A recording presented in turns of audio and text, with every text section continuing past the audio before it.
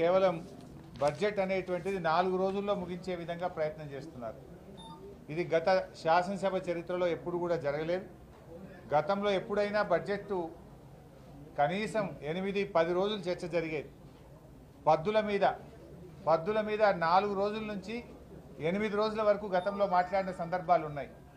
కానీ ఈసారి 2 రోజుల్లోనే పద్దుల మీద చర్చ పెట్టారు. మొత్తం డిమాండ్స్ 2 రోజుల్లో ఎట్లా మాట్లాడతారు? ఒక్కో రోజు 15-20 డిమాండ్లు ఒకటే రోజు మాట్లాడాలంట. దాని మీద ప్రవేశపెట్టుడు, చర్చ జరుగుడు, ప్రభుత్వం సమాధానం చెప్పుడు, దాన్ని ఆమోదించుడు. 15 డిమాండ్లు ఒక్కొక్క రోజు జరుగుతాయా? 2 రోజుల్లో మొత్తం డిమాండ్స్ మీద చర్చ జరగాలంటున్నారు. బడ్జెట్ మీద చర్చ, రిప్లై ఒకటే రోజు పూర్తి కావాలంటున్నారు. అప్రాప్రియేషన్ మీద ఒకటే రోజు ప్రవేశపెట్టడం, చర్చ జరగడం, సమాధానం చెప్పడం, పాస్ చేయడం. అంటే మొత్తంగా 4 రోజుల్లో బడ్జెట్ సమావేశాలు ముగించే ప్రయత్నం చేస్తున్నారు. అంటే కనీసం శాసనసభలో చర్చించడానికి కూడా ఈ ప్రభుత్వం సిద్ధంగా లేదు. ఇది చాలా దుర్మార్గమైనటువంటి విషయం. కేవలం గతంలో ఇదే కాంగ్రెస్ పార్టీ నాయకులు 10 రోజులైనా బడ్జెట్ సమావేశాలు, 12 రోజులైనా బడ్జెట్ సమావేశాలు, నెల పెట్టాలి, 30 రోజులు పెట్టాలని మాట్లాడింది.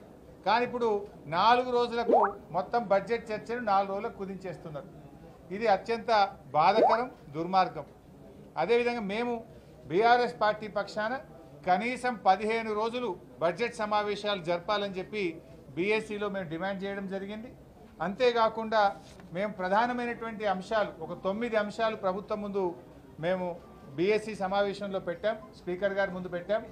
ముఖ్యంగా రేపు ఈ రాష్ట్రంలో రాష్ట్ర ప్రభుత్వం నిరుద్యోగ యువతీ యువకులకు చేసిన అన్యాయం, నిరుద్యోగుల పోరాటాన్ని అణిచివేస్తున్న తీరు, నిరుద్యోగుల మీద అక్రమంగా పెడుతున్న కేసులు, నిరుద్యోగ యువతీ యువకులను హాస్టళ్లలో చొరబడి వాళ్ళను కొడుతున్నటువంటి తీరు, అశోక్ నగర్ సెంట్రల్ లైబ్రరీలో దాడి చేసిన తీరు, ఈ యొక్క మొత్తం నిరుద్యోగ సమస్యలు, అదేవిధంగా జాబ్ క్యాలెండరు, గ్రూప్ 2, గ్రూప్ 3 ఉద్యోగాలకు పోస్టుల సంఖ్య పెంచడము, దీని మీద రేపు చర్చ పెట్టాలని చెప్పి బీఆర్ఎస్ పార్టీ తరఫున స్పీకర్ గారి ముందు ప్రతిపాదన పెట్టాం.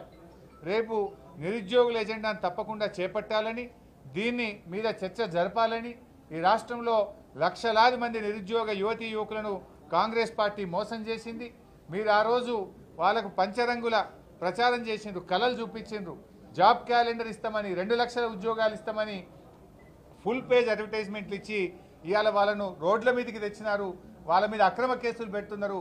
దాని మీద రేపు చర్చ జరగాలని చెప్పి బీఆర్ఎస్ పార్టీ పక్షాన బీఎస్సీలో చెప్పడం జరిగింది. సో వాళ్ళు పెడతారని ఆశిస్తున్నాం. కానీ ఏ విషయం స్పీకర్ గారు ఇవాళ నిర్ణయం తీసుకొని సాయంత్రం కల్లా రేపు ఏ అంశాన్ని చేపడతామనేది చెప్తామని చెప్పారు. కానీ ప్రధాన ప్రతిపక్షంగా ఇవాళ నిరుద్యోగుల సమస్య మీదనే రేపు చర్చ జరపాలని చెప్పి మేము గట్టిగా డిమాండ్ చేశాం. ఎందుకంటే మొన్న గవర్నర్ గారికి కూడా నిరుద్యోగుల సమస్యల మీద బీఆర్ఎస్ పార్టీ పక్షాన గవర్నర్ గారి దృష్టికి కూడా తీసుకుపోయాం. శాసనసభలో ఇది ప్రాధాన్యత కలిగిన అంశం కనుక, లక్షలాది మంది యువతీ యువకుల సమస్య కనుక దీని మీద రేపు చర్చ జరపాలని చెప్పి మేము గట్టిగా పట్టుబట్టాం. ఇవి కాకుండా మరో 8 సమస్యలు కూడా ప్రభుత్వం ముందు పెట్టాం. ఒకటి, రాష్ట్రంలో శాంతి భద్రతల నిర్వహణలో వైఫల్యం. ఈ ప్రభుత్వం వచ్చినాక రోజు మర్డర్లు జరుగుతూ ఉన్నాయి, రేపులు జరుగుతూ ఉన్నాయి, చైన్ స్నాచింగ్ పెరిగిపోయింది, మొత్తం లా అండ్ ఆర్డర్ కుప్ప అయిపోయింది. పోలీసింగ్ వ్యవస్థ మొత్తం కూడా 10 ఏళ్ళు ఎంత అద్భుతంగా ఉండనో ఈ గవర్నమెంట్ వచ్చిన తర్వాత శాంతి భద్రతల నిర్వహణలో పూర్తిగా ఫెయిల్ అయిపోయింది. మొత్తం ఆధారాలతో సహా చర్చ పెట్టాలి. ఈ 6 నెలల కాలంలోనే ఎందుకు ఇంత జరిగింది, ఎక్కడ చూసినా ఇలా భయపడే పరిస్థితులు వచ్చినాయి. అందువల్ల దాని మీద చర్చ జరగాలని కూడా చెప్పాం. అదేవిధంగా చేనేత కార్మికుల ఆత్మహత్యలు, ప్రభుత్వం యొక్క నిర్లక్ష్య వైఖరి, చేనేత కార్మికుల విషయంలో చేనేత రంగాన్ని కాపాడడంలో ఈ ప్రభుత్వ నిర్లక్ష్య వైఖరి మీద చర్చ జరగాలని కూడా అడిగాం.